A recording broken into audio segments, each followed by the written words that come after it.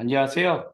이 땅의 일, 영성, 그리고 예술에 대한 통합된 그리스도교 관점을 소개하고 나누기 위해서 기독교 대한성교교회 소금빛교회에서 설립하고 후원하고 있는 파이미니스트리 통합 입문과정 2023년 성경 드라마다 19번째 나눔을 시작합니다. 오늘은 오막 왕의 복음 전파 3장 21세기 교회가 증언해야 할 복음이라는 주제로 주님이 우리에게 주시는 그 은혜를 함께 나누겠습니다. 제가 잠시 기도하고 시작합니다. 거룩하신 삼위 하나님을 찬양합니다. 주님, 저희가 창세기부터 서신서에 이르기까지 창조하시고 구속하시는 하나님의 거대 서사를, 삼위 하나님의 놀라운 일하심을 우리가 함께 지난 5월부터 이 순간까지 나눴습니다. 그리고 이제 21세기 교회가 나눠야 할, 증언해야 할 복음이 무엇인가에 대해서 저희가 이 시간 함께 이야기를 나누고, 다음 주에 마지막으로 20번째 나눔에서 어떻게 하나님 나라가 완성될 것인지에 대해서 함께 이야기 나눔으로 성경 드라마다 2023년 나눔을 마무리하고자 합니다. 주님, 이 시간 우리에게 찾아와 주시옵소서. 저라는 사람이나 듣는 우리 모두가 주님의 말씀 앞에 무릎 꿇게 하여 주옵시고, 하나님의 일하심에 전적으로 순종하여 주님, 우리 주 예수님처럼 성령 하나님을 통하여 우리가 아버지 하나님과 친밀한 생명의 교제를 나누며 다른 사람들과 또한 창조 세계를 향하여 주님이 회복하신 그 청지기들대로 그 왕 같은 제사장들로 온전히 일할 수 있도록 주여 우리와 함께 하여 주옵소서. 이 시간 우리를 방해하려고 하는 모든 악한 마귀 사탄 세력은 나사렛 그리스도 예수님 이름으로 저주하고 떠나게 하여 주시고, 이 시간 주님이 주시는 은총이 우리 안에 충만하게 하사 이 모든 나눔을 통하여 변화되는 우리 자신의 삶을 통하여 우리 주 하나님만 영광 받아 주옵소서. 주님께 모든 영광과 감사와 찬양을 올려드리며 살아계신 주 그리스도 예수님의 이름으로 기도드립니다. 아멘. 저희가 지난 5월부터 잠시 8월에 휴지기가 있었지만 5월부터 11월까지 지금 성경은 드라마다라는 이 나눔을 19번째 이어오고 있습니다. 창세기로부터 서신서에 이르기까지 초대교회가 증언한 복음이 무엇인가? 예수님이 성취하신 진정한 왕의 도래가 무엇인가에 대해서 저희가 함께 이야기를 나눴고, 그래서 고대 이스라엘, 고대 유대교의 흐름을 따라 세워진 초대교회가, 주 1세기 교회가 진실로 그 일이 이루어졌다라고 선포하는 그 증언하는 복음을 우리가 함께 귀담아 들었습니다. 그렇다면 2000년이라는 시간이 흐른 지금 이 순간 21세기 2023년을 살아가고 있는 우리는 어떤 복음을 증언해야 합니까? 이 말이 이상하게 들리는 분도 계실 겁니다. 이 어떤 복음이라니, 복음은 항상 동일한 거 아닌가? 예, 그렇습니다. 복음은 항상 동일합니다. 예수님이 구세주이시며 만왕의 왕이시다라는 것은 변함없는 사실입니다. 예수님이 우리를 구원하셨다라는 것, 온 창조 세계를 구원하고 계시다라는 것 역시 복음입니다. 근데 각 시대마다 복음이 선언되었을 때, 복음이 증언되었을 때 그 복음이 전파되어야 할 가장 중요한 우리 그리스도인들이 마주하고 있는 삶의 영역들이 있습니다. 그런 의미에서 21세기 교회가 증언해야 할 복음이다라는 말씀을 드린 겁니다. 주 1세기에 사도 바울이나 아니면 예수님의 제자들, 즉 사도들은 무엇을 복음을 증언해야 하는, 어디다가 이 복음을 증언해야 하는가, 그 영역이 무엇인가라고 했었을 때 그것은 유대인 출신의 성도들과 이방인 출신의 성도들이 주님 안에서 한 몸이 이룬 것을 깨뜨려서는 안 된다라는 것이, 하나님의 한 단임 민족이 되었다라는 것을 깨뜨려서는 안 된다라는 것이 주 1세기 그들이 증언하는 예수님이 만왕의 왕이 되셨다라는 이야기가 전파되는 영역이었습니다. 그리고 지금 이 시간 주 21세기에도 동일한 그 복음이 증언되어야 하는 가장 중요한 우리 인생의 영역이 있다라는 것을 주님은 우리에게 말씀하십니다.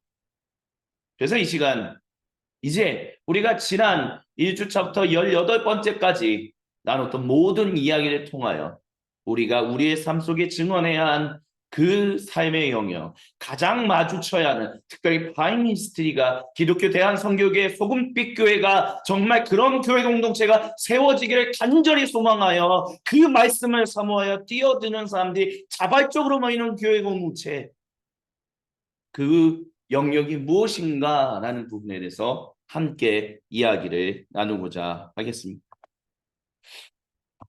그래서 제가 좀 마이크를 오늘은 좀 가까이 뒀는데 혹시 목소리가 클 것을 대비해서 마이크를 잠시 조금 내려놓는 일을 하도록 하겠습니다. 조금 마이크를 띄운다라고 해서 소리가 안 들어가는 건 아니니까요.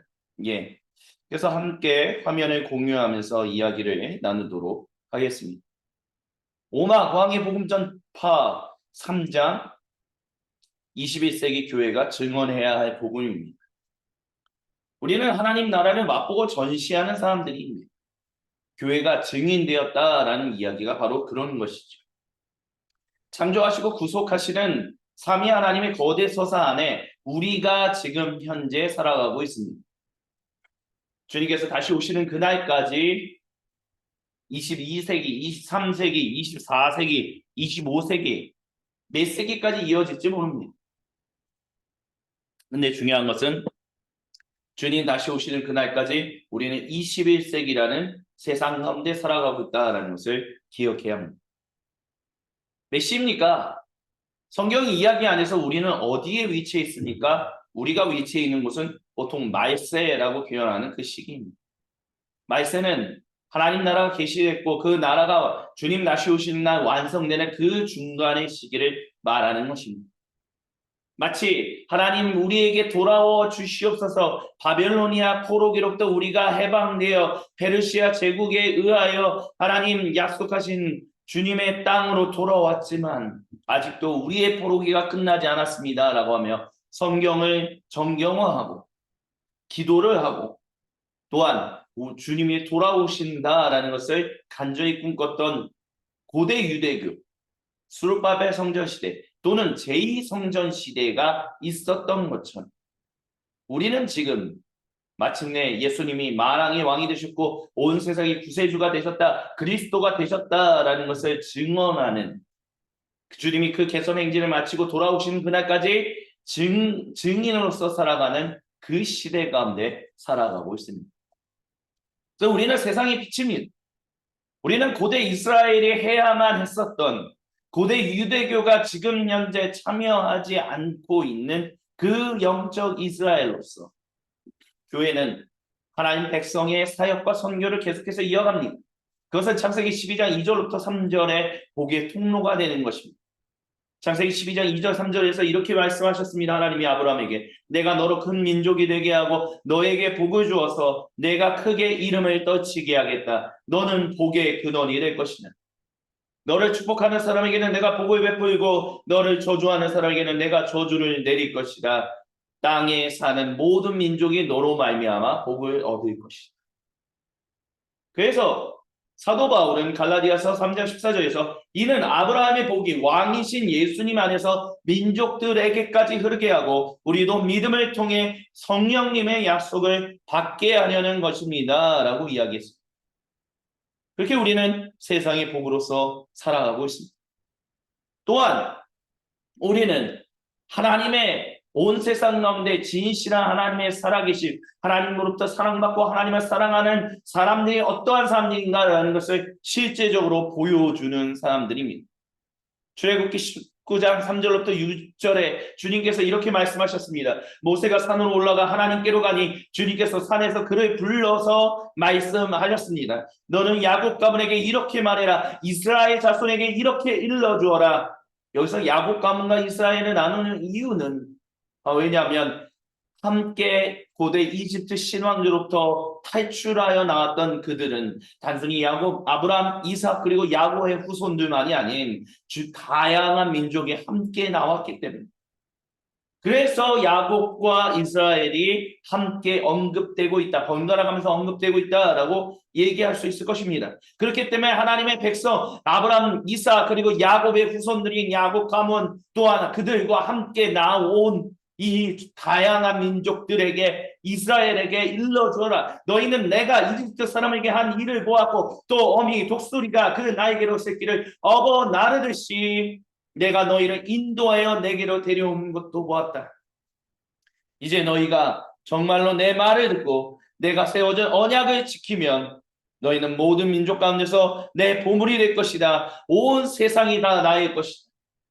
그러므로 너희는 내가 선택한 백성이 되고 너희 나라는 나를 섬기는 제사장 나라가 되고 너희는 거룩한 민족이 될 것이다. 너는 이 말을 이스라엘 자손에게 일러주어라 라고 우리 주님이 말씀하셨습니다.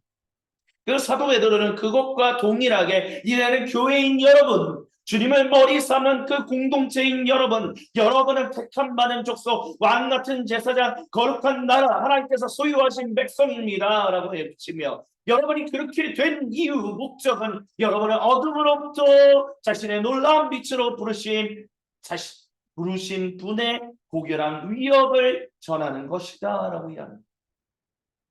하나님께서 전적인 주님의 은혜로 말미암아 고대 이스라엘을 전적으로 구원하셨던 거죠. 이제 유대인 출신의 성도와 이방인 출신의 성도가 주 그리스도 예수님을 믿는 믿음 안에서, 주 그리스도 예수님이 아버지께 하나님께 헌신한 그 헌신 안에서 그들이 이제는 하나님의 왕같은 제사장이 되었다라는 것입니다.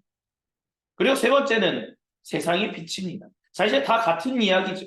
이사야서 49장 6절에서 이렇게 얘기했습니다. 주님께서 이렇게 말씀하십니다. 내가 내 종이 되어서 야곱의 지파들을 일으키고 이스라엘 가운데서 살아남은 자들을 돌아오게 하는 것은 내게 오히려 가벼운 일이다. 땅끝까지 내 구원이 미치게 하려고 내가 너를 뭇 민족의 빛으로 삼았다라고 얘기합니다. 그리고 우리 주님이 주님의 백성들에게 말씀하시죠. 마태복음서 5장 14절부터 16절에 너희는 이 세상의 빛이다. 먼저 위에 있는 도시는 숨길 수 없다. 등불을 켜서 양동이 아래 놓는 사람은 없다. 등불은 등잔대 위에 올려놓는다. 그러면 집안에 있는 모든 사람에게 그 빛이 비친다라고. 바로 그렇게 너희는 사람들 앞에서 너희 빛을, 즉 주님의 빛을 너희가 반영하여 반사하여 비춰야 한다라고 예수님 말씀하셨습니다. 그러면 사람들이 너희가 하는 놀라운 일들을 보고 하늘에 계신 너희 아버지께 영광을 돌릴 것이다 라고 우리 주님 말씀하셨습니다.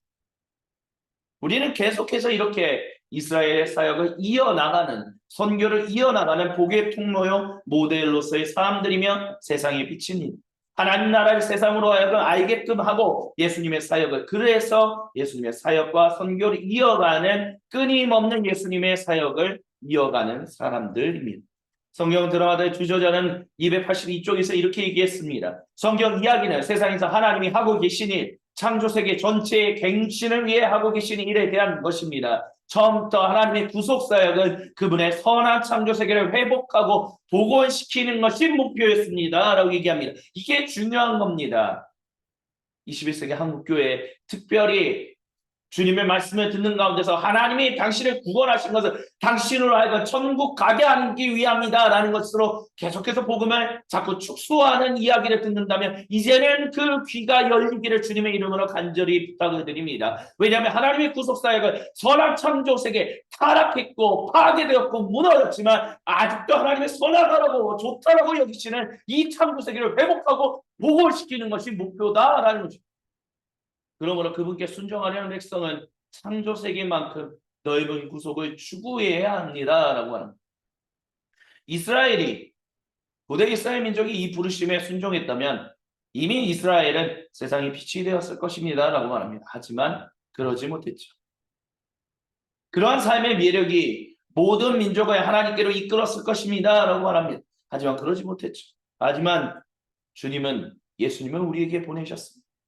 말씀으로 하나님의 통치를 알리셨고 행동으로 하나님의 다스리심을 보여주셨으며 가르침으로 하나님 나라를 설명하셨고 삶으로 하나님의 통치를 체현해내셨습니다. 또한 오고 있는 하나님의 통치를 위해 기도했으며 하나님의 통치를 위해 순환 당하셨습니다. 그리고 마침내 하나님의 규칙 아래 살도록, 중요한 핵심은 이겁니다. 하나님의 규칙 아래 살도록.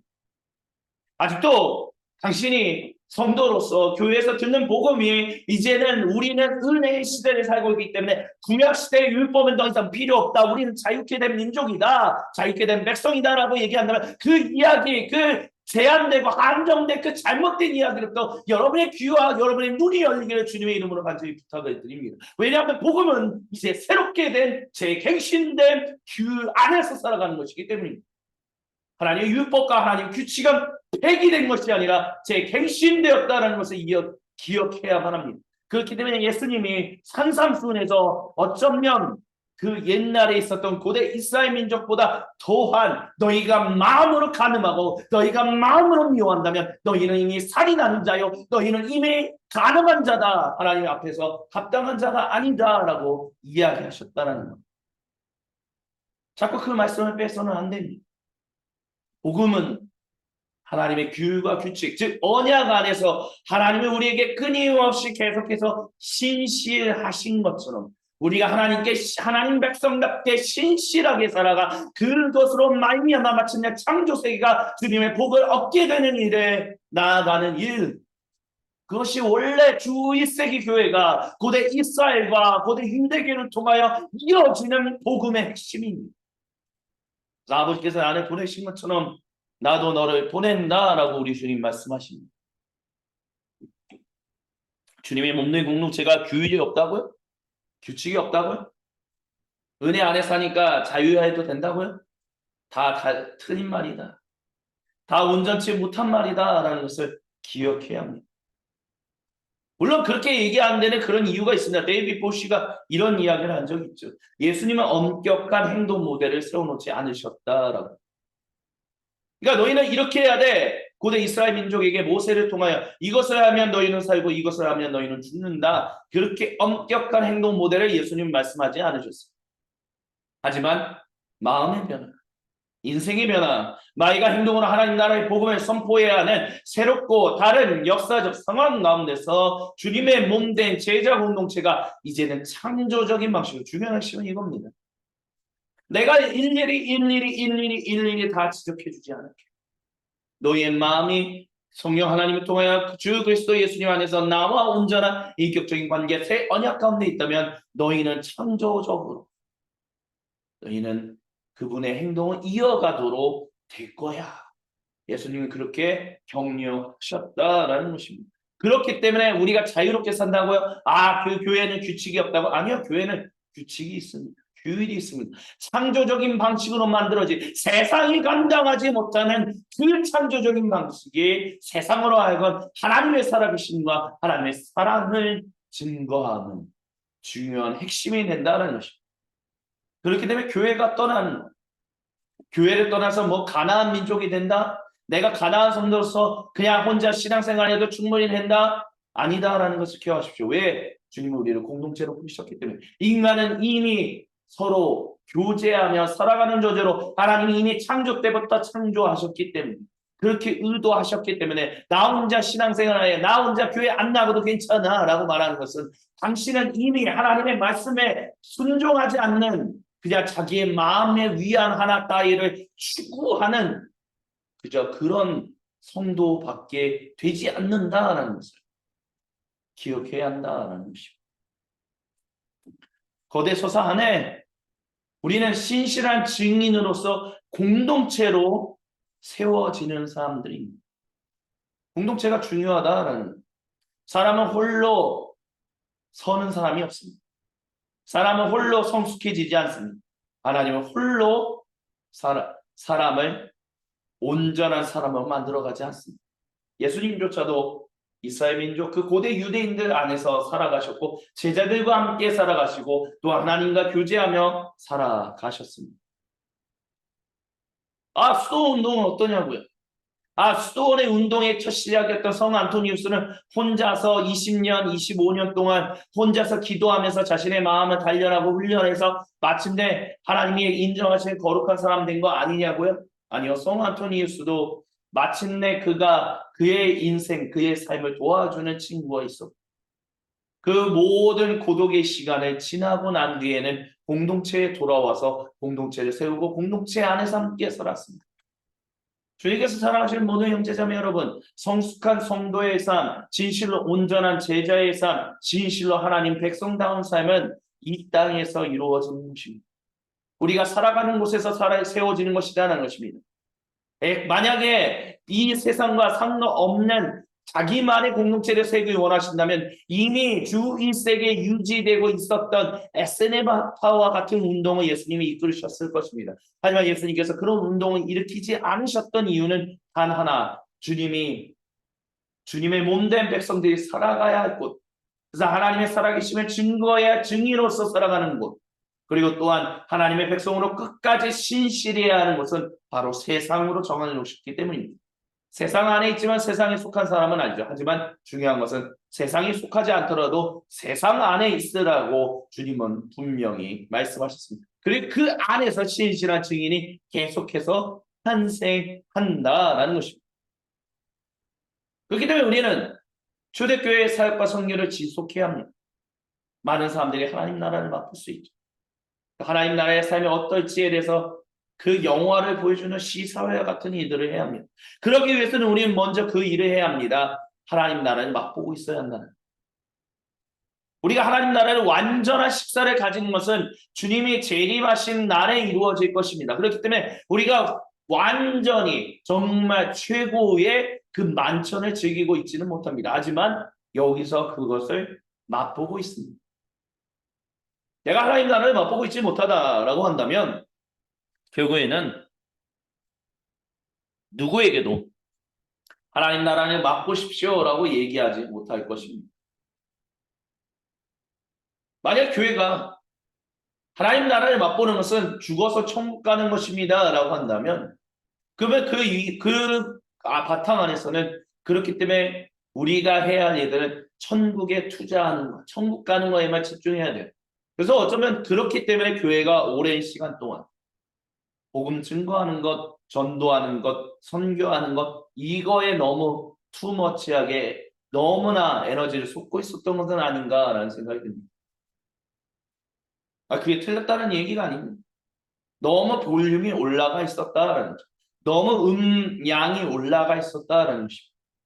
하나님 나라는 이 땅에 임하셔서 이 창조세계가 거룩하게 되어 진정한 하나님 나라가 시작되는 것이 그게 주님이 이루신 복음인데도 불구하고 우리는 그 이야기에 그 목소리를 너무 작게 듣고 있지 않았나라는 그런 생각을 해야만 합니다. 어찌됐든 우리는 하나님 나라를 맛보고 있다는 것을 기억해야 합니다. 그래서 아직도 저는 하나님 나라를 맛보고 있지 못한 것 같아요. 저는 아직도 하나님 뜻을 알지 못하는 것 같아요. 어디서 하나님 뜻을 알아야 할지 모르겠어요. 그래서 사람들이 특별히 21세기 한국교회에서 아직도 많은 성도님들이 가는 게 뭐예요? 기도원, 수도원, 아니 기도 훈련, 기도 모임, 기도회 그런 것들을 참 많이 갑니다. 그래서 거기서만 주님을 맛볼 수 있다라고 생각합니다. 거기서 당연히 기도원, 수도원 그 모든 모임에서 우리는 주님을 맛볼 수 있습니다. 하나님 나라를 맛볼 수 있어요. 근데 중요한 것은 거기서만 우리가 맛볼 수 있다라고 생각하고 있는 것은 아닐까요? 우리의 삶의 모든 현장에서 그것을 맛볼 수 있는데도 우리는 맛보지 못한다라는 우리 스스로 그냥 제한을 시켜놓고 하나님의 일하심을 하나님 오늘 나의 모든 삶의 현장 가운데 함께 하신다라는 그것을 너무 내가 이것을 빌어내고 있는 것은 아닐까요? 아니에요. 저는 주님의 음성을 오히려 못 듣고 있어요. 주님의 음성을 듣는다면 더 열심히 하고 싶어요. 더 열심히 주님 따라 살고 싶어요. 그렇게 말씀하신다면 여러분 그렇다면 당신의 삶의 현장에서 아침에 기도하십시오. 순간순간마다 기도하십시오. 하나님 여기서 하는 내 일이 내 공부가 내가 아파트를 짓는 노동의 현장에, 근로의 현장에 있든, 아니면 오피스 사무직을 하고 있든, 아니면 내가 학교에서 공부하고 있든, 어떤 것을, 아니면 내가 집에서 무엇인가를, 학원에서 무엇을 준비하고 있든, 아니면 내가 가사 일을 하는 사람이든, 거기 삶의 현장에서 주님 나와 함께 하시는 제가 믿나이다. 주여, 내가 주님의 뜻을 알게 하사 주님의 뜻대로 일하게 하옵소서 라고 기도하십시오. 주님의 뜻이 어디인지 모르겠어요 라고 질문하지 마시고요. 주님의 뜻을 알지 못하겠어요 라고 기도하지 마시고, 나는 너무 연약해서 누가 나를 위해서 대신 기도해 주는 게 필요해요 라고 말하지 마시고, 주님, 내가 여기 있는 곳에 임마누엘 하나님이 함께 하십니다. 아멘. 그렇다면 주님, 내가 주님 당신이 일하심을 알고 순간순간 삶의 모든 현장에서 일어나는 일을 통하여 하나님이 일하심과 하나님의 뜻을 발견하여 하루하루 살아가게 하옵소서라고 기도하십시오. 왜냐하면 하나님은 당신과 어디든지 함께 가시는 분이기 때문입니다. 그렇기 때문에 우리의 삶은 하나님 나라의 시사회가 될 수 있습니다. 하나님 나라의 삶은 이런 것입니다 라고 아주 다양한 오색찬란한 빛깔로 보여줄 수 있습니다. 영화의 장면이 된다는 것. 내 인생이 지금 살아가고 있는 동안 하나님 나라와 관련해서 내가 어떠한 일을 하고 있는지 모르겠다. 걱정하지 마십시오. 당신에게 주어진 일들을 최선을 다해서 하시고, 당신이 가야 할 길을 최선을 다해서 가십시오. 머뭇거리지 마십시오. 낭망하지 마십시오. 좌절하지 마십시오. 하나님이 당신과 함께 하시는 임마누엘이신 것을 믿는다며, 성령 하나님이 당신과 함께 하시고 공동체에서 함께 하신다는 것을 성경이 증언하고 있으며 믿음의 수많은 증인들이 지난 2000년 동안 증언해오고 있습니다. 당신의 삶도 하나님 나라의 아주 중요한 액터, 배우로서 활약하고 있을 것입니다. 그래서 모든 것이 다 끝나고 주님이 마침내 모든 것들을 다 보이시는구나. 우리는 이야 감탄하는, 경탄하는 일들이 있을 것입니다. 그리고 우리의 그 삶이 내가 노력하지 않아도, 내가 매력 있게 해야지, 잘해야지 하지 않아도 그 메시지, 그 말, 그 행동, 그 인생, 그 마음 가운데 그것을 발견하고 그 안에 참여하고 싶어하는 놀라운 일들이 가득가득 일어나게 될 것입니다. 예루살렘과 안디옥의 교회를 기억하십시오. 예루살렘 교회, 안디옥 교회, 예루살렘 교회에서 제자들을 파송했었고, 또한 집사들을 세웠었고, 그 집사들이 본의 아니게였지만 세상이 흩어져서 사마리아 땅에서 주님의 복음을 증거하는 일들이 있었고, 또한 안디옥의 교회가 세워질 때 예루살렘 교회에서 바나바를 보내는 일들이 있었습니다. 예루살렘 교회에서 바나바를 보내지 않았다면 안디옥 교회에는 바울이 세워지는 일들이 안 됐을 것이다 이렇게 얘기하기는 좀 그렇죠. 하지만 좀 어려움이 있지 않았을까라는 생각도 하게 됩니다. 근데 예루살렘 교회가 결국 바나바를 보내고, 안디옥에서 바나바가 바울을 초청하여 복음을 증거하는 가운데서 그들이 전도 여행을 하는 가운데 전 땅끝까지 복음이 증거되는, 로마 제국 전체까지 복음이 증거되는 일들이 일어났었습니다. 그리고 이방인 출신의 성도들이 계속해서 늘어나는 가운데 예루살렘 출신의 성도들, 즉 유대인 출신의 성도들이 그래도 할례 받아야 하는 거 아닌가요? 음식법 지켜야 하는 거 아닌가요? 라고 얘기했을 때 그 이슈를 가지고 바나바와 바울이 예루살렘 교회에 와서 아니다, 성령님이 임하시는 거 아니까 보지 않습니까? 그 이야기를 했을 때 동일한 성령님의 일하심을 맛봤던 베드로의 증언과 그 모든 것들을 통합하여 예루살렘 교회의 그 당시 수장이었던 주님의 형제 야고보가 우리는 더 이상 할례를 받지 않아도 됩니다. 우리는 더 이상 음식법을 지키지 않아도 됩니다. 창조적이고 굉장히 함께 더불어서 일해가는 그런 놀라운 일들이 일어났었습니다. 그리고 거기서만 끝났나요? 예루살렘 교회가 어려워졌을 때 사도 바울은 많이 그 땅에 기근이 와서 예루살렘 교회에 있는 성도들이, 그 유대인 출신의 성도들이 막 배고파하고 기근 가운데 힘들어할 때 사도 바울은 전도 여행을 다니면서 3차 전도 여행을 다니면서 그가 1, 2차 전도 여행을 다니면서 다녔던 모든 교회들을 방문하며 주님의 몸된 공동체인 예루살렘 교회 공동체를 도와야 합니다. 헌금하십시오라고 헌금을 동원했습니다. 그 헌금을 가지고 왔었습니다. 이런 것처럼 예루살렘과 안디옥의 교회는 서로 합력하여 서로가 서로에게 도움이 필요할 때 도움을 주는 일들이 계속해서 일어났습니다. 왜 가나안 성도가 온전치 못하다라고 말씀드렸냐? 어떻게 보면 듣기 여하에 따라서 너무나 궁극적인 말 아니야? 어쩌면 너무 지독한 말 아니야? 하지만 그런 말씀을 드릴 수밖에 없었던 이유는 우리는 서로 주님 안에서 하나 되어 함께 더불어 도움 주고 도움 받으며 사랑 나누며 사랑 받으며 살아가라고 세우셨기 때문에 교회 공동체를 계속해서 그런 일들이 있어야만 해요. 21세기 교회도 마찬가지고. 그래서 결국에는 삶의 모든 영역에서 하나님의 다스리심을 함께 더불어 우리 지역만이 아닌 저 멀리 있는 지역도 또 저 지역도 이 지역도 아니 같은 지역에 있는 다른 교회 교파 공동체라 할지도 우리는 주님 안에서 한 몸입니다 라고 하면 예루살렘과 안디옥의 교회를 모델로 하여 함께 더불어 살아가는 하나님께 영광을 올려드리는 그런 인생들을 살아가야 할 것입니다. 그래야만 삶의 모든 영역에서 하나님의 다스림을 증언할 수 있을 거예요. 이것을 좀 이렇게 적용해 보죠. 우리 1980년대 후반부터 지금은 좀 많이 약화된 것처럼 보이지만 꽤 오랜 시간 동안 직장에 있는 성도님들에게 많은 신앙의 도움을 주었던 운동이 바로 직장인 예배 공동체였습니다. 신우회라고 보통 이야기를 했죠. 근데요, 신우회라는 곳을 이렇게 보면 그냥 제가 신우회에서 실제적으로 일해본 적은 사실 경험이 그래 많지는 않지만 그런 생각을 가진 적이 있었어요. 신우회에 정말 다양한 교파 성도님들이 한 몸을 이루잖아요. 근데 거기에 목사님이 신우회 목사님을 한번 세워줘요. 근데 어찌됐든 이 성도님들은 각 지역교회에 속해 있는 분들이잖아요.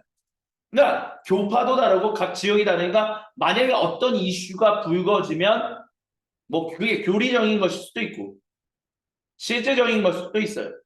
그러면 거기에서 약간 의견을 조율하는데 어려움을 겪을 수도 있어요. 그리고 또한 신우에서 일하시는 목사님이 뭐라 그럴까요? 결국에는 지역의 뿌리를 두고 있는 목사님하고 부딪히게 되면 그러니까 메시지가 뭐 직접적으로 부딪힌다라는 것이 아니라 메시지가 부딪히게 되면 결국 성도님들은 지역교회 자신이 속해 있는 지역교회 목사님의 증언, 말씀의 증언에 더 귀를 기울일 수밖에 없어요. 왜요? 자기의 많은 신앙생활의 뿌리가 거기에 있기 때문에. 그러다 보니까 이게 약간 괴리감이 점점 생기는 거예요. 근데 만약에 우리가 예루살렘과 안디옥의 교회의 모델을 따라서 한 직장에 있는 교회, 그 신우의 교회 공동체에 그 속해 있는 그들이 속해 있는 지역교회 공동체 목사님들이 함께 더불어서 사역을 그 신우의 사역을 돕고 서포트를 하고 그래서 뭐 신우의 목사님을 세운다든지 그래서 함께 더불어 그 신우회를 돕는 교제가 일어나고 교류가 일어나고 함께 오고 가는 주님의 사랑이 오고 가는 일들이 있다면 지금까지 이어져 왔던 80년대부터 지금까지 이어져 왔던 그 신우회 운동보다 더 영향력 있고 더 힘 있는 그런 신우회 운동이 일어나지 않을까요?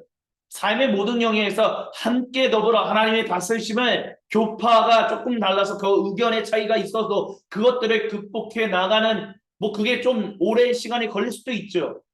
하지만 함께 사랑하며 신뢰하며 그런 일들을 하는 가운데 우리가 더불어 하나님 다스리심을 증언하며 그 증언을 가지고 각 지역 교회 공동체의 지지를 힘입어서 신우회를 이룬 사람들이 그 직장에서 주님의 살아계심을 증언하는 놀라운 일이 또 일어날 수 있지 않을까요? 저는 사실 그런 것들을 참 많이 꿈꿉니다. 신우회가 참 그런 것들이 될 수 있었으면 좋겠어요. 근데 그러기 위해서는 우리가 예루살렘과 안디옥의 교회 그 어떤 오고 갔던 그 놀라운 일들을 우리가 좀 바라볼 필요가 있지 않나 그런 생각을 좀 하게 됩니다. 교회는 사도들을 따라 보냄을 받습니다.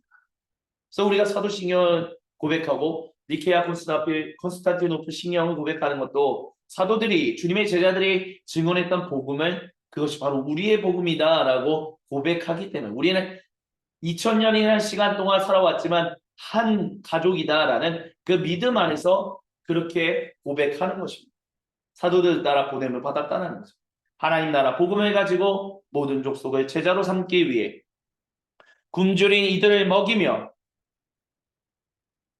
그리스도의 이름 안에 회개하고 믿는 모든 이들을 위한 죄사함과 새 생명이 있음을 선포하기 위해 우리 세상이 하나님께 속해 있다는 소식을 전하기 위해 우리는 보냄을 받는다는 거죠. 그래서 하나님을 떠난 세상에서 이 세상에서 우리가 가진 이 부르심 사명은 우리 존재의 중심이다라고 얘기할 수 있어요.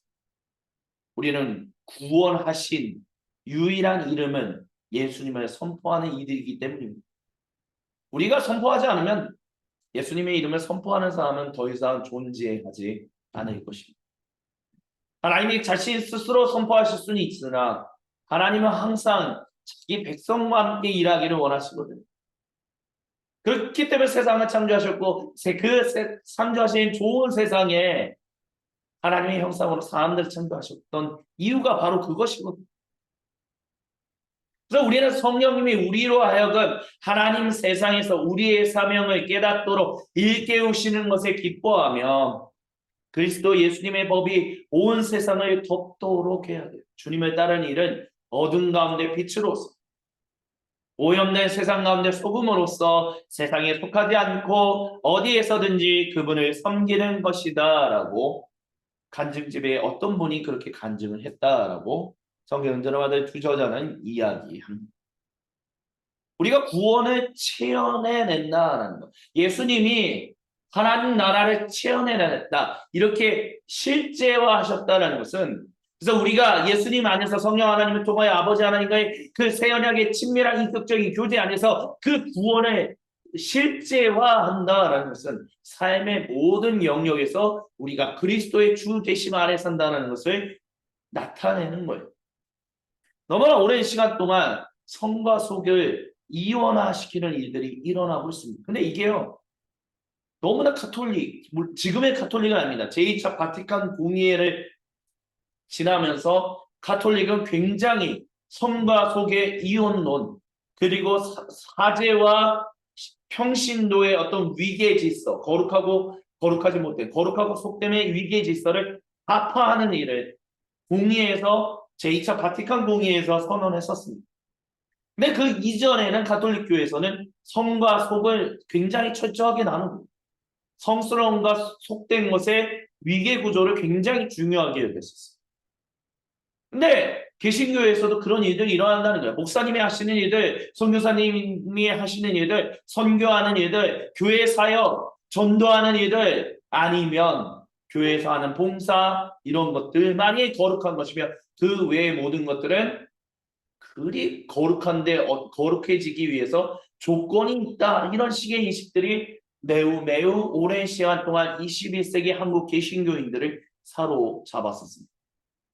하지만 우리는 성경 드라마를 통해서 그것이 틀리다라는 것을 발견할 수 있습니다. 그게 우리가 조금 이따 나누겠지만 코포스 연구소에서 모든 삶의 현장을 위한 신학, 마켓플레이스 티올로지를 하는 이유가 바로 그것입니다.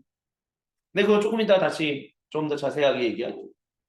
왕국들의 충돌이 있습니다. 분명한 것은 하나님 나라와 어둠의 날. 성 아우구스티누스는 하나님의 도성이라는 신국론이라는 책을 썼었습니다. 그 책을 썼던 이유는 하나였어요. 서로마 제국이 기독교화 되고 난 이후에 이제 동로마와 서로마로 나눠졌잖아요. 근데 로마 제국의 형제가 수도를 콘스탄티노플로 옮겼어요.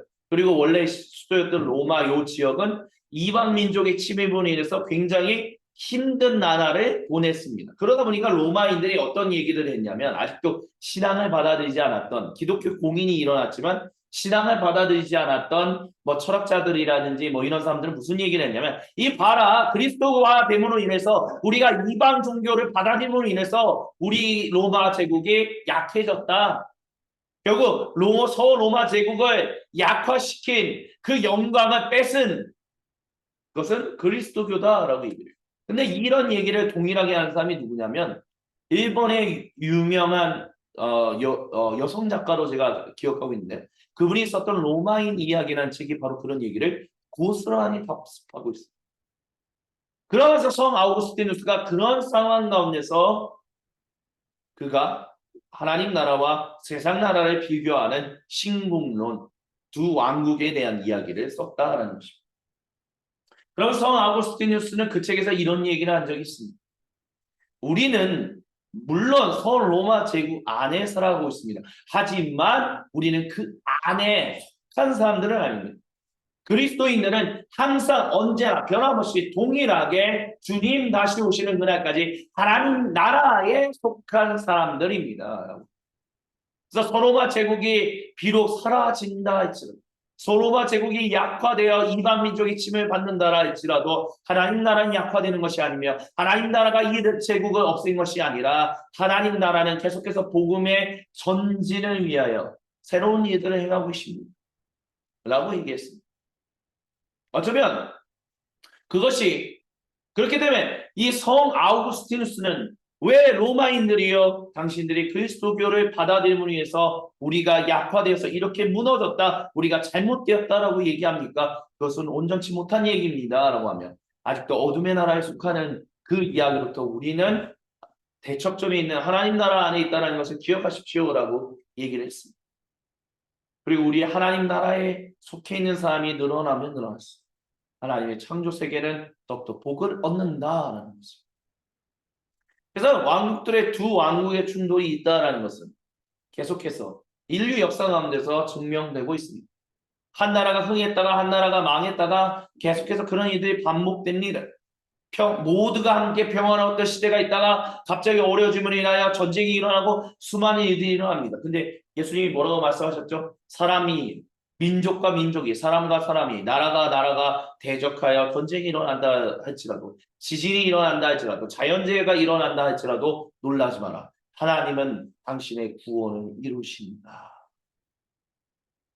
그래서 이 땅에 하나님 나라 그 믿음을 가지고 살아가는 하나님 나라 백성 사람들이 늘어나면 늘어날수록 창조 세계는 하나님의 아들들이 하나님 자녀들이 나타나는 것들을 기대하며 마침내 하나님 자녀들이 다 나타났을 때 자기들이 억울한데 정말 어리석은 것에 매여 있었던 그것으로부터 해방되는 놀라운 구원을 맛볼 것이다라는 사도 바울의 이야기가 실제로 실현되는 일들이 있을 것입니다. 그리고 우리의 복음은 주님이 우리에게 전하시는 복음은 바로 땅끝까지 이어집니다. 21세기를 살아가면서요. 우리의 땅끝은 자꾸 뭐 미전도 종족이다 아니면 뭐 복음을 받아들였다가 이제 다시 복음 그게 약화된 뭐 포스트 크리스천즘에 그러니까 후기 그리스도교 제국 시대에 살아가고 있는 유럽 사람들이다 뭐 이렇게 얘기하는데요. 우리의 땅끝은요. 어쨌든 우리의 삶의 모든 현장입니다. 그래서 성경 드라마다의 두 저자는 서구 사회에서 살아가고 있는 사람들이기 때문에 영국과 미국 또는 캐나다에서 살고 있는 두 저자가 쓴 책이기 때문에 이 서구를 위하여 쓴 거예요. 근데 제가 처음 1주차, 2주차 때 말씀드렸던 게 무엇입니까? 한국 사회도 굉장히 서구화된 이야기가 가득하기 때문에 우리도 이 이야기로부터 주님이 우리에게 주시는 지혜를 얻을 수 있다라고 말씀드렸습니다. 북이 근대성으로 붕괴되어 들어가는 근대성을 말입니다. 그것과 마주하는 성경적 이야기, 창조, 타락, 구속, 그리고 완성이라는 그 교차로 안에 우리는 21세기 성도로서 주님의 백성으로서 함께 살아가고 있습니다. 근대성과 후기 근대성이 뒤섞인 21세기 시대라는 것을 우리 대한민국 사람들이 어떻게 알 수 있느냐? 아파트를 보면 비교할 수 있지 않을까? 한 예시를 좀 제공하고자 합니다.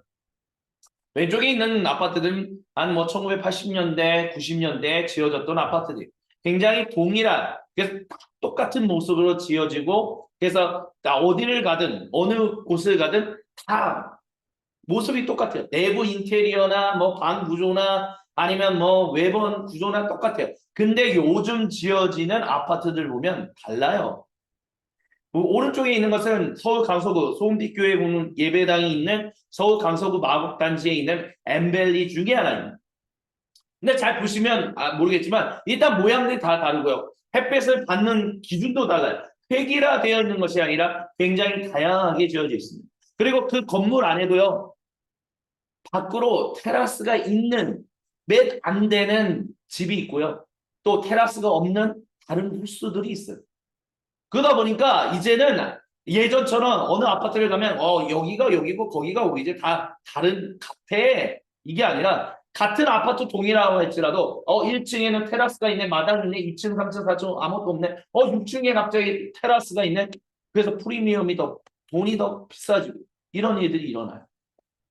근대성은 바로 요 왼쪽에 있는 모습을 가리킨다면 후기 근대성은 오른쪽에 있는 것들을 가리키는 것이다라고 얘기할 수 있을 것입니다. 그러니까 근대성과 후기 근대성이 뭐냐? 뭐 너무 설명하기 힘들다 그러면 근대성이라는 것은 어쨌든 사람의 기술과 사람의 이성과 이 모든 것들을 통하여 우리가 함께 더불어 잘 살 수 있다라고 얘기했던. 그래서 우리는 유토피아를 꿈꾸며 같은 좋은 것들을 누리면서 살아갈 수 있다. 인간의 이성과 인간의 기술로 말미암아.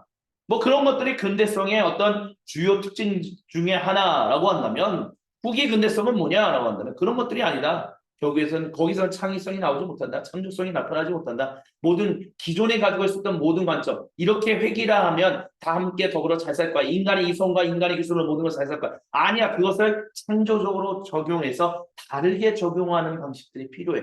해체해야 돼. 그래서 이제는 뭔가 봐도 같은 아파트라도 이제는 조금 달라라는 것들이 발견하면 발견할수록 그게 진짜 좋은 거야 라고 얘기합니다.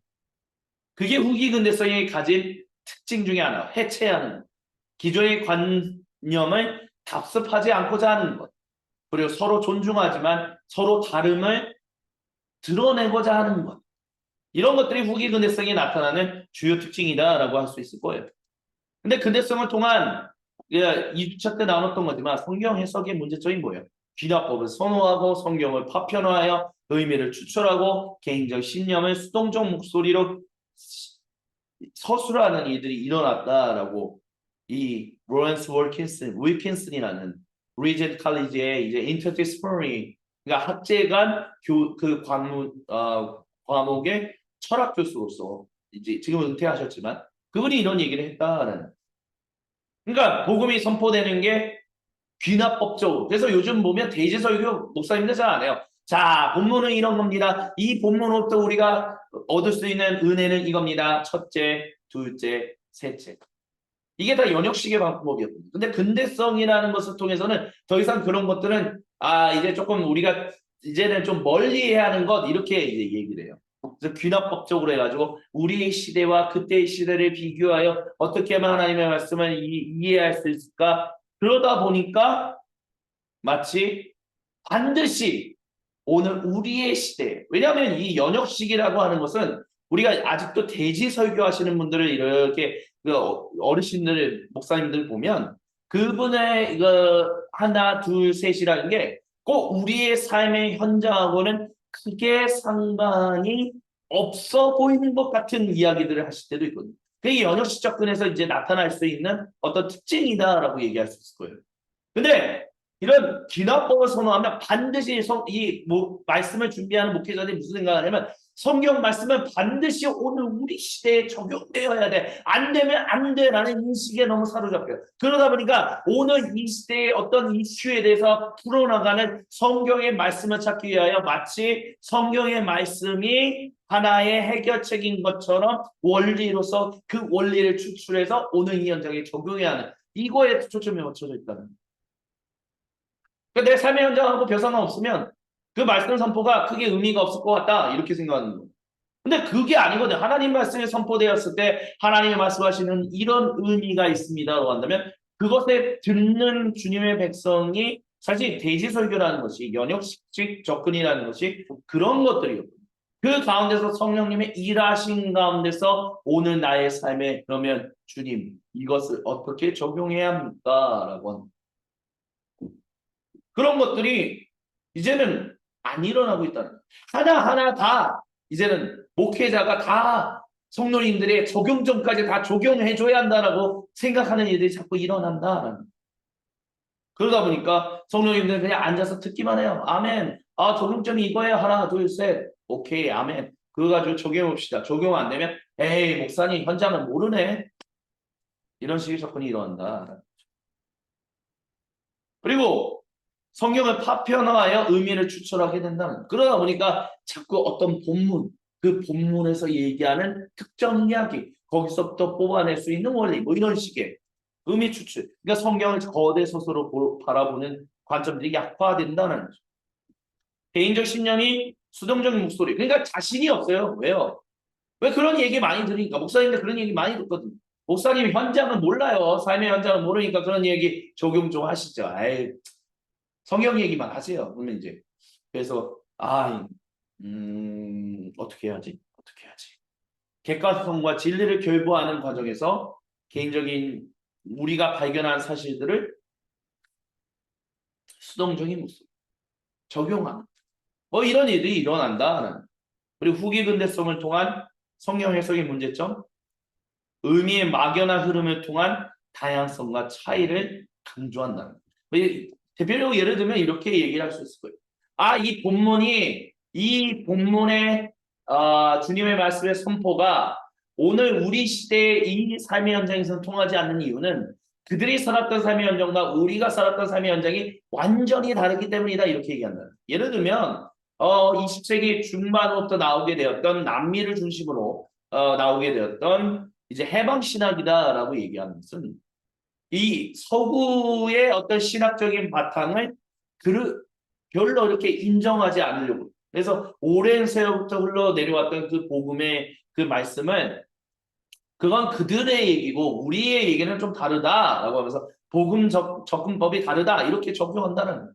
그러니까 그거는 다양한 거야. 차이가 있어. 그러니까 너희는 너희대로, 우리는 우리대로 우리의 삶의 현장에서 이렇게 복음을 증거해야 돼. 이렇게 이제 접근하는 일들이 있다는 거야.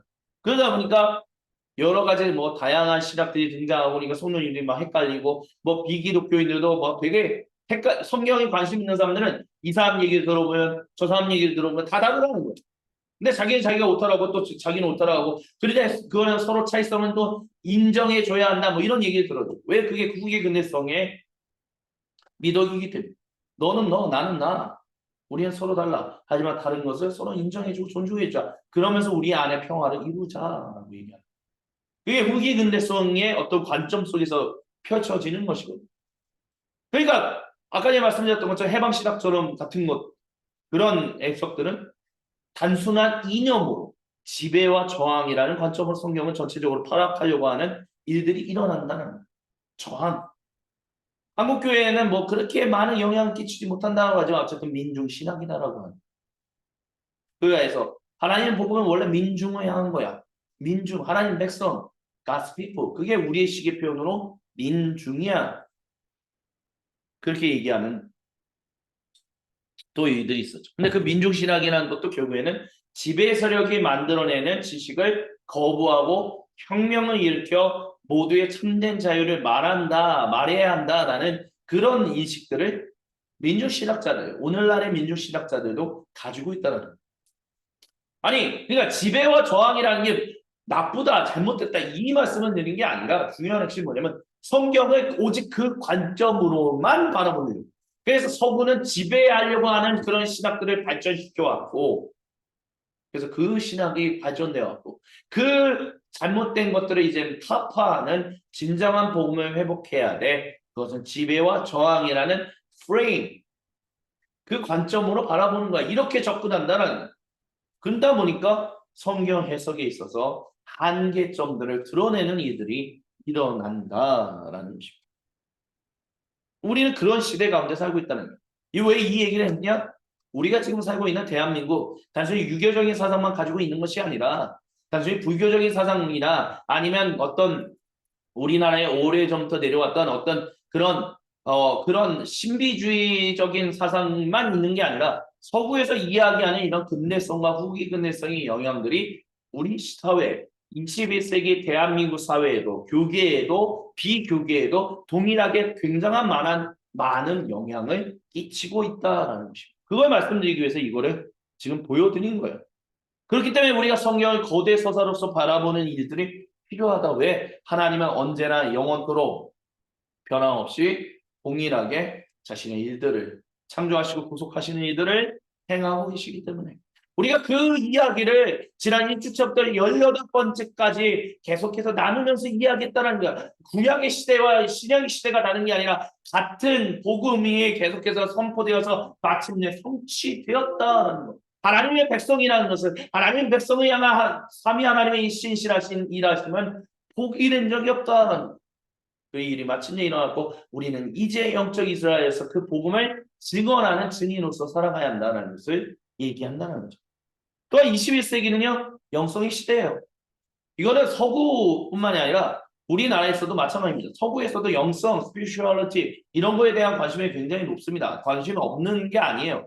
그러니까 이것도 어쩌면 후기 근대성의 어떤 영향 가운데서 나타난 것이다라고 말씀드릴 수 있을 거예요. 왜요? 이성, 기술 이런 것들이 사람의 모든 사람들을 동일하게 한꺼번에 같이 뭐라고 할까? 행복한 유토피아로 만들어줄 수 있다? 그게 틀렸다라는 것을 경험하면서 인간은 기계적인 존재가 아니야. 인간은 이성만 가지고 있는 존재가 아니야. 인간은 영적인 존재야. 근데 기독교는 가까이 하고 싶지 않기 때문에 여러 가지 신비주의 영성을 받아들이는 일들이 서구 유럽이라든지 그래서 뭐 요가라든지 뭐 메디테이션, 명상이라고 하는 것들이 잘 계속해서 아직도 많은 사람들에게 영향을 끼치고 있다는 거죠. 근데 우리나라에도 영성이란 말이 이제는 자유스럽게 쓰인다는 거. 이거는 이제 어느 교회의 이제 전경인데 성령 영성 기도원 뭐 이런 얘기들이 나와요. 그리고 제가 강서구에서 이제 예를 들어서 화곡역까지 제가 밥을 먹으러 조금 멀리 걸어 나가면 그 골목골목에 기도원들이 있어요. 이제 기도원, 작은 교회, 작은 기도처 뭐 이런 것들이 있는데 항상 그 모든 곳에 다 영성이라는 이름이 붙어 있습니다. 그래서 21세기 교회는 교회뿐만이 아니라 비교계에도 영성의 시대다라는 것을 영적인 것들을 말하는 시대. 예전처럼 영적인 것들은 잘못된 얘기야. 이거는 좀 틀린 얘기야. 이거는 어리석은 사람들이 하는 얘기야. 라는 관점들이 무너지고 영적인 것들을 얘기하는 것이 불편하지 않은 시대 가운데 우리는 현재 살아가고 있다라는 것입니다. 서구든 비서구든 우리나라도 마찬가지라는 거죠. 하지만 또한 21세기는 영성을 비판하는 시대예요. 이거는 서구뿐만이 아니라 우리나라도 마찬가지입니다. 예를 들면 이 신문 기사를 보면 2017년 6월 5일에 나왔는데 강중민 목사의 영성 사상은 매우 비성경적이다라고 얘기했어요. 그래서 뭐 영성이라는 것, 특별히 이거는 청교도 출신의 그 흐름 가운데 있는 개혁, 종교개혁의 흐름 가운데 있는 개혁주의에 계신 분들이 이 영성이란 말에 신비주의적인 동양의 신비사상 이런 것들에 기대서 하는 비상식적인 기생적인 나쁜 것다라고 이제 비판하는 경우가 굉장히 많아요. 그러다 보니까 영성이란 말, 뭐 유진 피터스 목사님이라든지 제임스 슈스터니안 아니면 뭐 우리나라에 많이 알려져 있는 그분이 누구시죠? 리처드 파스터 그런 분들은 다 신비주의인 거를 얘기하는 사람이다. 이렇게 이제 대놓고 비판하는 사람들이 굉장히 많다는 거죠. 하지만 기억하는 것은 그럼에도 불구하고 이런 것들이 혼합되어 있지만 21세기 사람들이 영성에 관심을 쏟는다는 이성적인 환원주의, 실증 낮고 반기술주의 이런 것들 아까 제가 설명드린 것처럼 그래서 이런 상황들 속에서 영성을 훈련하기 위한 여러 기술적인 방법들이 소개되고 있습니다. 이건 그리스도교 영성도 마찬가지입니다. 근데 이런 현상이 오히려 영적 게으름을 만들어낸다는 실제 하나님에 대한 관심보다는 개별화된 영성. 그래서 영성 지도자 세워져야 돼요. 영적으로 분별하는 사람. 오늘날 한국교회, 개신교회 그나마 그래도 영성운동을 학문적으로 한다라고 하는 분들이 가장 초점을 맞추는 것은 기도운동, 기도훈련 또는 영성 지도자 이런 것들 아니면 영성이 형성되어 성숙한 사람이 돼야 합니다. 아니면 뭐 은사운동을 꼭 영성운동으로 치지 않는 분들도 많이 있지만 근데요 진짜 영성은 하나님 창조 세계를 위한 증인됨이라는 것과 관련해서 영성을 이야기하는 그리스도교, 개신교 영성 신학자들이라든지 아니면 영성운동은 개신교 영성운동은 생각보다 많지 않은 것 같습니다. 그래서 이 영적 게으름을 만들어낸다는 거예요. 내가 어느 정도 이 훈련을 받아서 영적 지도자가 된다면, 영성 지도자가 된다면, 기도를 해서 기도를 잘하는 사람이 된다면 나는 하나님과의 관계가 괜찮아. 근데 중요한 핵심은 뭐예요? 창조하시고 구속하시는 하나님의 거대 서사 가운데서 하나님의 형상으로 창조되었고 그 형상을 타락함으로 잃어버렸지만 다시 하나님의 백성으로 회복된 성도인 우리는 하나님의 형상으로서 회복된 이유가 뭐냐? 단순히 천국 가기 위하여 다른 사람들에게 천국이라는 방주에 가게끔 하기 위하여 먼저 부름받은 사람들이 아니라 하나님 이 창조세계가 다시 한번 하나님 기뻐하시는 거룩한 세상으로 회복되어서 진실로 창조 때 의도하셨던 하나님의 이 의도하신 일들이 하나님의 형상을 회복한 사람들 통하여 이루어질 것을 하나님은 그것을 얘기하시면서 먼저 이스라엘을 세우신 거고 구원하시고 그들을 하나님 백성 삼으신 거고 우리를 영적 이스라엘로 삼으시고 구원하시고 하나님의 증인으로서 청지기로서 왕같은 제사장들로서 주님의 신부로서 부르셨다라는 이 삼위 하나님의 일하심에 근데 관심을 생각보다 갖지 않는다는 개신교 영성이 그것을 많이 이야기하지 않고 그리스도교 영성이 그것에 많은 초점을 주지 못한다는 것은 참으로 안타까운 대한민국 21세기 2023년의 현실이다라고 얘기할 수 있을 것입니다.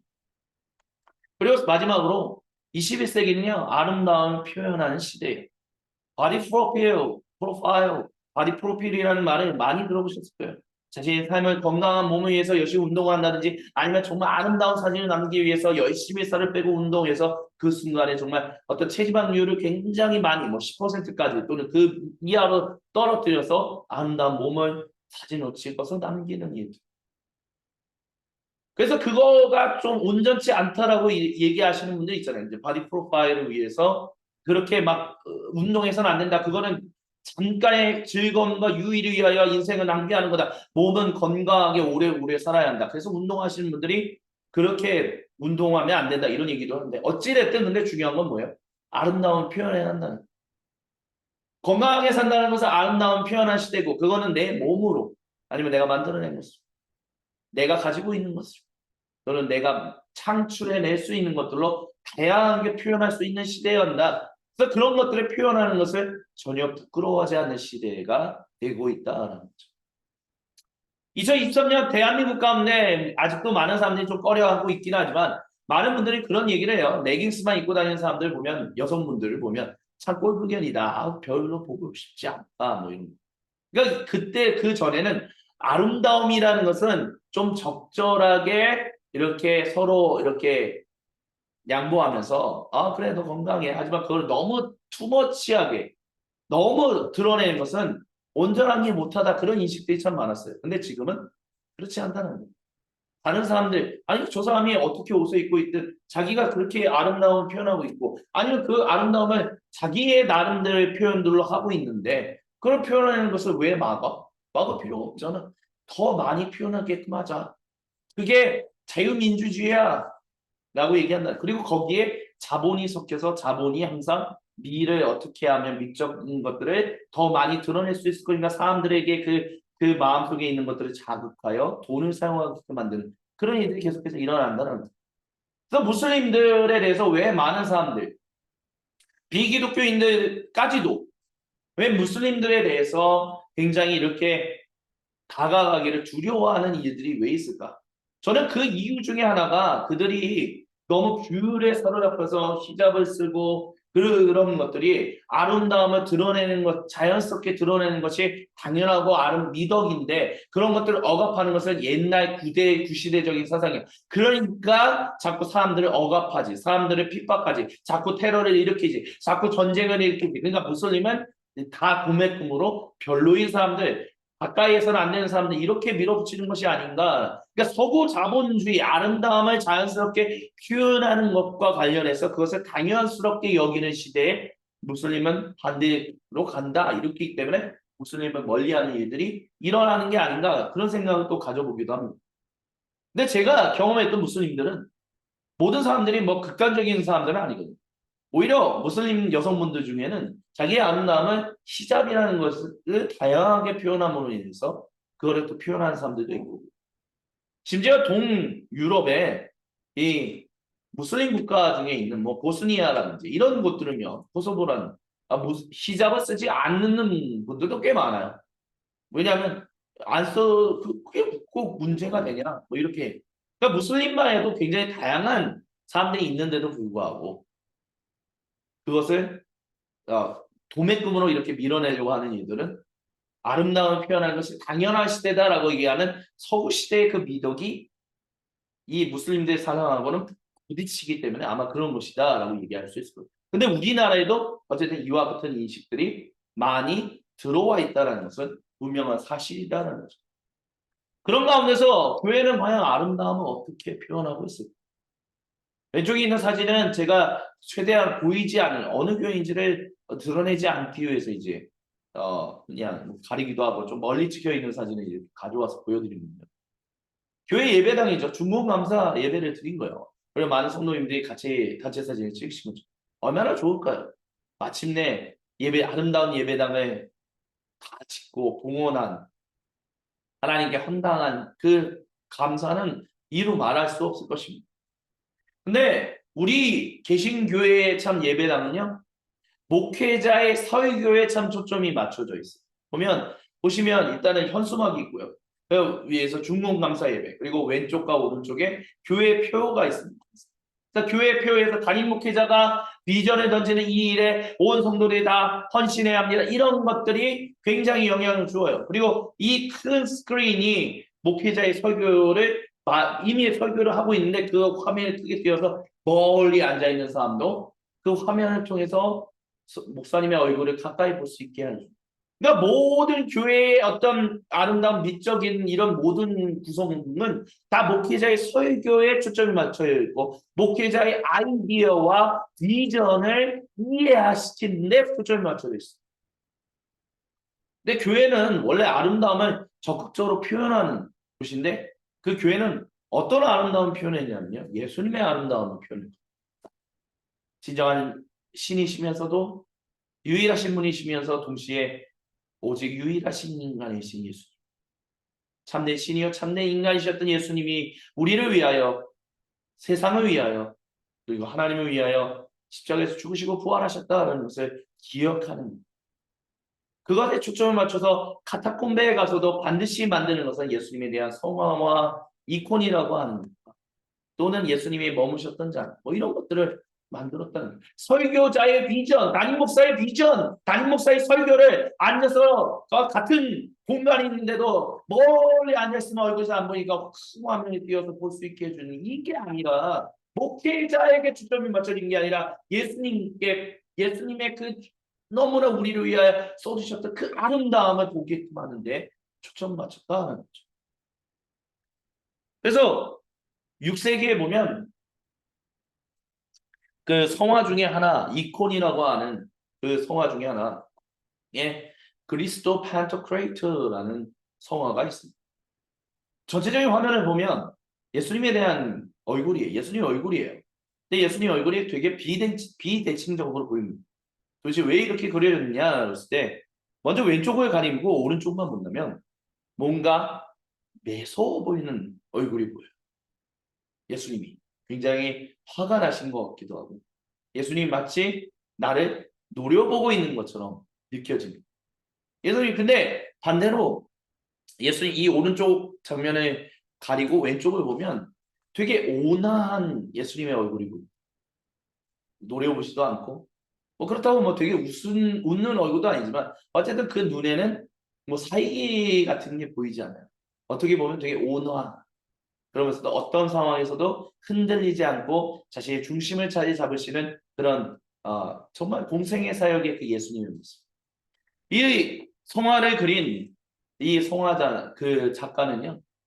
사자와 어린 양이시라는 예수님이 한 얼굴로 표현하고 싶어서 이렇게 그림을 그렸다라고 합니다.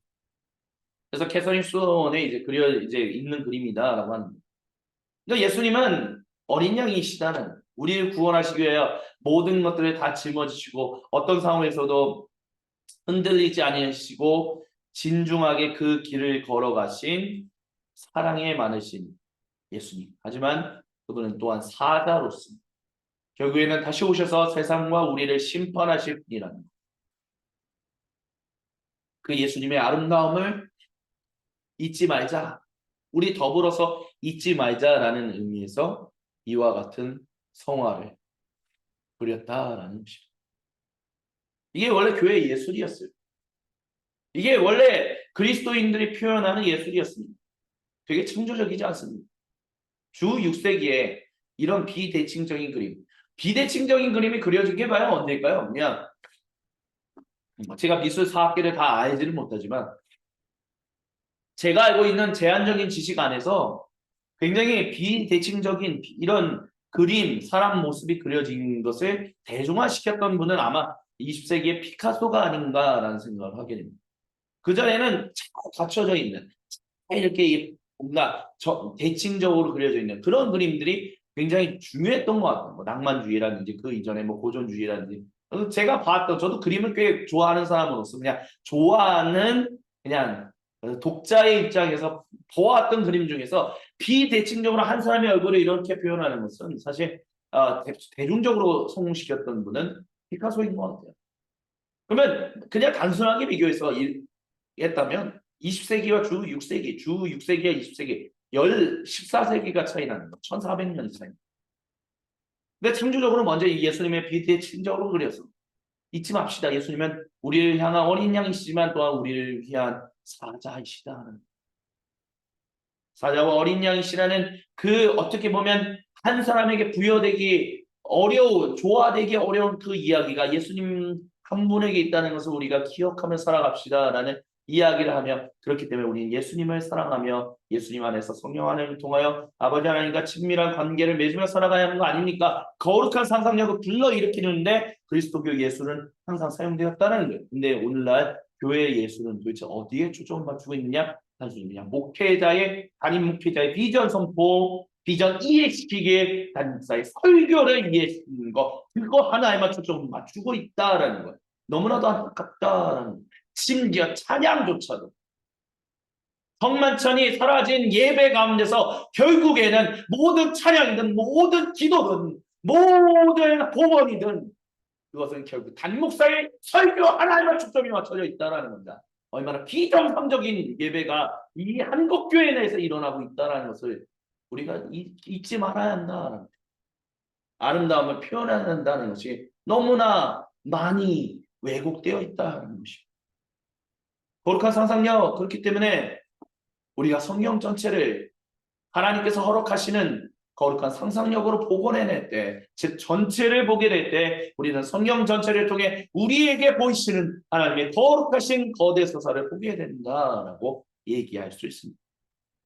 이 주차 때 이 말씀을 드렸죠. 성경 거대 서사의 주 출입구는 어디입니까? 언약, 또 하나는 하나님 나라라고 했습니다. 다시 한번 언약에 대해서 말씀을 드릴게요. 에티 라이트 목사님이 이렇게 얘기했습니다. 유대교 신앙의 핵심에는 고대 유대교를 말하는 것, 온 세계를 만드신 한 분 하나님 야훼께서 아브라함과 그 가족을 부르셔서 특별한 방식으로 하나님께 속하라고 하셨다는 확신이 있습니다. 하나님이 아브라함과 그 가족에게 하신 약속과 그 결과로 그들에게 요구하신 사항은 왕이 자기 백성과 맺는 협약이나 남편과 아내의 결혼 약속이라는 관점으로 이해되었습니다. 이런 관계를 일반적으로 묘사하는 말이 바로 언약이었습니다. 그러므로 언약에는 약속뿐 아니라 율법도 포함될 수 있습니다라고 했죠. 그래서 이 언약은 시내산에서 토라를 받을 때는 물론 약속의 땅으로 들어가기 전 신명기에서도 갱신되었으며, 또한 다윗에게서도, 예를 들어 시편 89편을 본다면, 그리고 더욱 주목할 만한 모습으로 구약 성경 내에서도 끊임없이 갱신되었다라고 얘기합니다. 그리고 예레미야서 31장에서는 유대의 징벌이 일어나 지나간 이후에, 포로기가 지나가고 난 이후에 하나님이 자기 백성을 용서하시고 더 친밀하게 자신과 결속시키시면서 새 언약을 맺으실 것이라고 약속하셨다라고 합니다. 그래서 예수님이 마침내 그 일을, 하나님 나라 선포와 자신의 죽음과 부활을 통하여 이 일이 실현될 거라고 믿으셨고 그 일이 실제로 실현되었다는. 그래서 초대교회는 예수님 안에서 마침내 그 약속이 성취되었다고 믿었으며 다양한 방식으로 이러한 생각을 발전시켰다라고 얘기합니다. 그리고 하나님 나라는 같은 거예요. 동전의 양면이다라는 거예요. 여러 시편과 예언서에서 찬양하는 바와 같이 이스라엘의 하나님 야훼의 왕권 혹은 그분의 주권적이고 구원하시는 통치로 이해하는 것이 가장 좋습니다라고 얘기를 해요. 그래서 야훼는 창조주 하나님이시기 때문에 그래서 여호와 하나님이시라는 거죠. 구원하시는 이스라엘을 구원하시는 여호와는 세상을 창조하신 유일하신 하나님이다라는 뜻이 여호와 하나님이다라는 거죠. 그래서 마침내 자신의 뜻대로 왕이 되신 다음에는 당연히 세계를 바로 잡으시고 특히 이스라엘을 그 원수로부터 구출하실 것이다 라고 얘기를 했어요. 그래서 하나님 나라와 이와 동등한 다양한 표현이 예수님의 시대에서는 혁명적인 표현인데 그러나 하나님 나라에 대한 이런 기대는 예수님의 하나님 나라 선포를 통하여 자신의 매우 다른 계획과 소명을 중심으로 새롭게 정의되었다라고 얘기합니다. 그래서 예수님이 다 사람들에게 하나님 나라로 들어오라고 초대하신 것은 예수님 자신과 예수님의 계획에 충성하라는 부름이었고 신시하라는 거죠. 이것이 바로 오랫동안 기다리던 하나님의 구원하시는 통치의 출발이었다라고. 그래서 예수님은 하나님 나라가 단번에 오는 것이 아니라 여러 단계에 걸쳐 온다라고 보셨죠. 곧 예수님의 공생애, 예수님의 죽음과 부활, 아직 미래의 완성이라는 겁니다.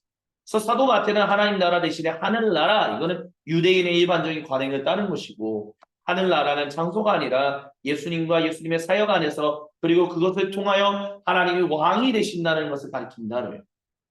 그래서 성 바울은 예수님이 메시아로서 이미 자신의 나라를 소유하고 계시며 최종적으로 그 나라를 아버지께 넘겨드리기를 기다리신다라고 말합니다.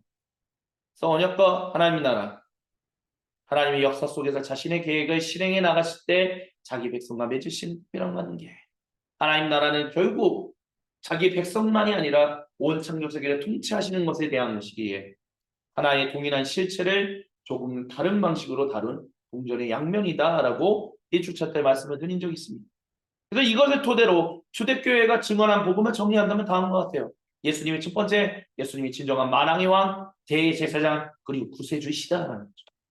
두 번째는 성령 하나님의 충만한 임재를 통하여 그리스도 예수님 안에서 아버지이신 야훼 하나님을 경배하는 삼위 하나님의 단일 백성인데, 그리고 세 번째는 마침내 시작되고 완성되는 하늘과 즉 하나님 통치 영역과 땅, 온 창조세계 하나됨. 이게 초대교회가 증언한 주 1세기의 복음의 증언이었다는 것입니다. 그래서 우리가 성경 드라마를 이렇게 살펴봤어요. 1마 하나님이 그분의 나라를 세우시다 창조, 2마 하나님 나라 안에서의 반란 타락, 3마 왕이 이스라엘을 선택하시다 계시된 구속, 왕을 위한 백성, 그분의 백성을 위한 땅, 그리고 막간으로서 끝을 기다리는 하나님 나라 이야기 제2성령 시대를 다뤘었고요. 그래서 잠깐 쉬었다가 우리가 사막 왕이 오신 성취된 구속으로서 1장 그리스도 예수님의 공생의 사역과 선교, 2장 그리스도 예수님의 수단과 부활에 대해서 이야기를 했어요. 그리고 6막이 여기 들어가면 안 되는데 잘못 나왔네요. 죄송합니다. 5막 왕에 대한 소식을 전파하라. 그래서 교회의 사명과 선교, 초대교회의 사명과 선교, 초대교회가 증언한 복음에 대해서 이야기 나눴고 오늘 이 시간 3장으로서 우리가 21세기 교회가 증언해야 할 복음이 뭐냐는 것을 얘기를 하고 있는 거죠. 그리고 다음 주에 마지막으로 20주차 때 우리는 왕의 기원에 대해서 완성된 구속이라는 이야기를 함께 나누게 될 것입니다. 그래서 다시 한번 정리한다면 거대 서사를 이해해야 하는 핵심은 이거예요. 첫 번째, 하늘과 땅을 창조하신 유일하신 하나님을 이해하는. 두 번째는 왕 같은 제사장, 즉 청지기로서, 청지기나 왕 같은 제사장이나 같은 말이라는 에서 창조된 사람들. 세 번째, 사람의 타락 이후에도 왕 같은 제사장으로서 그 사람들을 포기하지 않으시고 그들을 구속하시기 위하여 말씀과 영으로 자신이 누구이신지를 계시하시며 일하기 시작하신 밤의 하나님. 그래서 네 번째, 아브라함, 고대 이스라엘, 고대 유대인, 초대교회로 이어지는 구속된 하나님 백성의 일관성. 하나님, 특별히 하나님 백성과 맺으신 언약의 신실하신 야훼 하나님. 그리고 다섯 번째는 세상을 창조하신 인격이신 하나님 말씀이 성육신하셔서 십자가에서 죽으시고 부활하심으로 구속을 성취하신 구세주 만왕의 왕 그리고 하나님 아들이신 예수님이다. 그리고 여섯 번째 성령 하나님의 임재 속에서 하나님의 단일 백성으로 하나 된 복음의 성취. 마지막으로 7번째, 창조하시고 구속하시는 삼위 하나님의 일하심의 증인으로 일하는 주님 성전된 왕 같은 제사장 공동체라는 것이 거대 서사를 이해하면 이 모든 것들을 당연히 알게 된다라고 말씀드릴 수 있다는 것입니다. 그래서 이걸 이해하면 우리는 일과 영성 그리고 예술이 어떤 것인지에 대해서 이해하게 됩니다. 일은 노동이 아니라 하나님 백성이 살면서 해야 하는 당연한 거룩한 것이라는 것을 깨닫게 됩니다. 이게 21세기에 영향을 끼쳐대고 교회가 증언해야 하는 중요한 핵심인 겁니다. 두 번째는 영성, 전적인 삼위 하나님의 은혜로 성령 하나님을 통해 그리스도 예수님 안에서 하나님의 단일 백성이 되었음에 감사하며 주님 백성답게 더불어 함께 사는 것. 이것을 이해하는 게 우리가 영성의 파트에서 반드시 선포되어야 하는 중요한 핵심이다라고 얘기할 수 있습니다. 그리고 마지막 예술은 주님 백성답게 우리가 온전한 존재로 살게 될 때 맺게 되는 아름다운 결과물들이다라고 얘기할 수 있다는 거죠. 그래서 파이민스테이는 3개의 연구소가 있어요. 코퍼스, 푸뉴마티코스 연구소, 그리고 포이에오 연구소. 그래서 코퍼스 연구소는 기본과정이 일의 신학, 중급과정 소명 1, 그리고 사역, 정규과정 모든 삶의 현장을 위한 신학, 마켓플레이스 디올로지를 이 3가지를 함께 나누면 삶의 현장이 하나님이 기뻐 우리의 모든 일이 우리의 모든 삶의 현장이 하나님이 기뻐하시는 거룩한 곳이다라는 것을 고 스티븐스 교수님이 증언했던 것을 토대로 우리가 함께 이야기를 나누게 됩니다. 그리고 그걸 이해하게 되면 이제 실전 과정으로서 뭐 돈이라든지 나이름이라든지 기업가 정치라든지 교회 현장 등등 다양한 것들을 보게 돼요. 부뉴마티코스 연구소는 그래서 그게 뭐냐라고 했을 때 성경적 영성, 기본과정, 중급과정, 그리스도인의 믿어, after you believe, how to believe, 어떻게 우리가 살아야 하는가. 그리고 정규과정. 그래서 이런 인식을 가지고 2000년 동안 교회는 신실한 증인들은 어떻게 그리스도인의 정체성을 이해하고 살아왔는가라는 부분들을 크리스천 아이덴티티를 우리가 공부하고 나누게 됩니다. 이런 것들을 나누게 되면 알게 되면 이제 실전 과정으로서 팔복 영성이라든지 예수님과 기도 영성신학 다양한 것들을 나누게 될 것입니다. 고예의 연구소는 그래서 이에서 아름다움의 중요성을 먼저 우리가 기본 과정으로서 이해하게 되고요. 그 다음에 그리스도교 상상력이 무엇인가라는 Christianity Imagination에 대해서 우리가 함께 얘기를 하고 그 다음에 정규 과정으로서 역사 가운데서 그렇게 진정으로 아름다움이 중요하다는 것을 알고 그 그리스도인의 상상력으로 예수님을 표현해냈던 그 교회의 신실한 증언들을 우리가 Jesus through centuries를 통해서 살펴보게 될 겁니다. 그러면 이제 실전 과정으로서 뭐 이미지 앤 워드, 뭐 죽음의 예수가 희망이시나 각성 이유, 뭐 성화 등등 다양한 것들을 나누게 될 겁니다. 마지막으로 질문 드리고 싶습니다. 21세기 2023년 이 거대 서사 안에서 살아간다는 건 뭘까요? 이 드라마 안에서 우리가 산다는 것은 무엇일까요? 나이가 들면 들수록 제 주변에 있는 또래 분들도요. 나이가 들면 들수록 옛날에는 별로 재미없었는데 이제 드라마가 재밌대요. 8시 KBS 1텔레비전, KBS 2텔레비전 이런 곳에서 방영되는 드라마가 그렇게 재밌다라고 합니다. 성경은 드라마다. 어떤 분은 이런 얘기를 하신 적이 있어요. 성경은 드라마다라는 제목이 좀 이상하지 않냐. 근데 저는 오히려 우리의 심장을 뛰게 만드는 얘기가 드라마가 아닌가라는 생각을 합니다. 드라마를 통해서 우리는 희노애락을 느끼고 거기서 우리는 카타르시스를 느끼고요. 우리는 거기서 우리의 삶을 위로받고 어떻게 살아갈지에 대해서 또 도전받고 여러 가지 것들을 경험하게 됩니다. 우리는 하나님의 자기 백성들과 함께 사셨던 그 수많은 이야기들을 이제 함께 나눴습니다. 성경이 이야기를 나눴다는 거죠. 많은 운동들이요. 많은 그리스도교 운동들이 성경을 바탕으로 얘기한다라고 하지만 참 안타깝게도 뭐 다는 그런 건 아니지만 많은 분들이 그 주제에 초점을 맞춰서 그 주제를 가지고 성경 얘기를 끌어오려고 하는 경우들이 참 많은 것 같아요. 적어도 제가 만난 분들은 좀 그런 분들이 많았던 것 같습니다. 그러다 보니까 어떤 분들은 또 그렇게 얘기하시는 분들도 있었어요.